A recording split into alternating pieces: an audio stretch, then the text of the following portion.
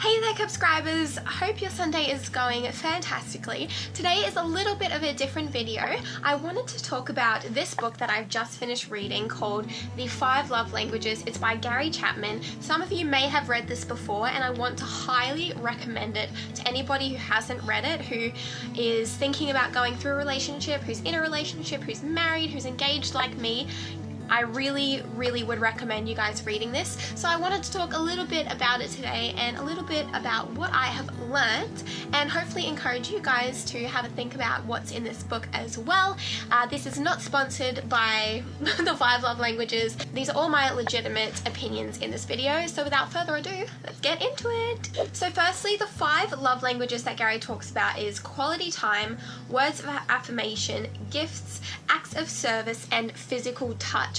And if you don't know what a love language is, it is how your partner receives love the most. So if your partner's love language is words of affirmation, which Ruben's is, that means that by me saying, Rubes, I really appreciate you doing the dishes for me tonight, or I love you, thank you so much, you are such a great fiance to me, or giving him any kind of positive affirmation, he receives so much love from that, and he can certainly feel that I love him through my words. Mine is quality time. So I did not know that before I read this book. I thought that mine was physical touch because I love holding hands, I love kissing, I love hugging, and I thought that a love language was how you express love, but it's actually how you receive it.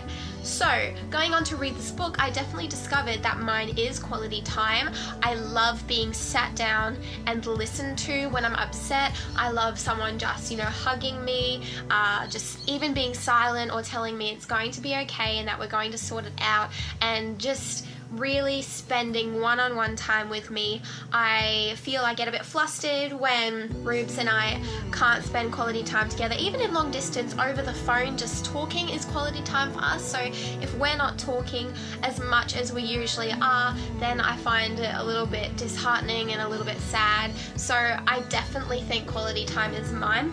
Then it's got gifts, which is receiving gifts from people. So if Ruben were to buy me not even expensive things, maybe he would just go and pick a flower from the garden and give it to me, maybe he would take me out for dinner. Those sort of things is what a person whose love language is gifts makes them feel the most loved by their partner. And then you've got acts of service, which is like maybe mopping the floors, changing your baby's diaper for your partner, or doing household sort of cleaning, washing the car, those sort of things. So people whose love language is acts of service really appreciate it and really feel loved when their partner does those things for them. And then the last is physical touch. Now this, contradictory to what I believed, and sorry if any younger ones are watching this, is it doesn't necessarily mean sex. Sex is kind of left out of this physical touch concept because it's something that people of all love languages really do enjoy with their partner. So physical touch is more just, it's really nice when he gives me a head massage, or it's really nice when I get a foot massage, or him giving me a hug makes me feel so loved, or just even little things like, as they walk past you, they might put their hand on your shoulder.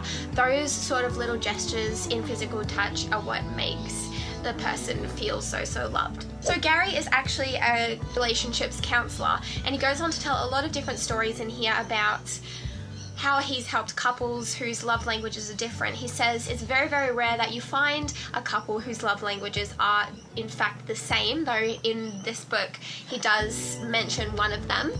But often they're both very different, and often we usually speak our main love language. So my love language, being quality time, usually means that in order to make Ruben feel loved, I spend quality time with him because that's how I feel loved. But that is not necessarily the most beneficial way to get love across to your spouse. So it's really important to recognize that your love language isn't necessarily the love language of your partner's. I encourage you to grab this book and to try and find out what your partner's love language is so that you can show them love in the absolute best pure form that they can receive it in, because that's what a successful marriage is built upon, besides Christ obviously, it's focusing on how you can show love to your partner. And if you're focused on that and your partner's focused on showing love to you, then there's no way that your marriage can end in divorce, because your main priority is making sure that your spouse feels loved. And I love the way Gary mentions on here, it's how to express heartfelt commitment to your mate. So I feel that through reading this book and through all the actions that I'm going to take in the future, doing those actions consciously to express myself in Ruben's love language is definitely a physical act of commitment for me. I was trying to explain this to him last night, but I'm not all that good at explaining. And what I mean is that instead of just thinking in my head, you know, I'm committed and I'm going to do this for the next 80 years with Ruben, it's walking the walk, you know? So actually being able to do things that show I'm committed to you, I know that this is going to benefit our marriage, is something that is so powerful and so important. So please, if you have the chance to read this, go out, purchase a copy on Amazon, purchase an electronic copy, purchase a hard copy, whatever you can do to get your hands on this, I really encourage you to do so. Remember that this is not the be-all and end-all of what makes a successful marriage. That's something important to consider. It's not just black and white, this is it or it's not going to work. This is just something to help you consider what can work in your marriage, and to also consider what could be going wrong if things are going wrong in your relationship as well. That is all I have to say in this video, guys. I really think this will benefit some of you out there. It has really benefited me, and I wanted to share that with you guys. So that is all I have for this video. Thank you so much for watching. Make sure to like and subscribe to the Lion's Den, and I will see you next Sunday. See you guys.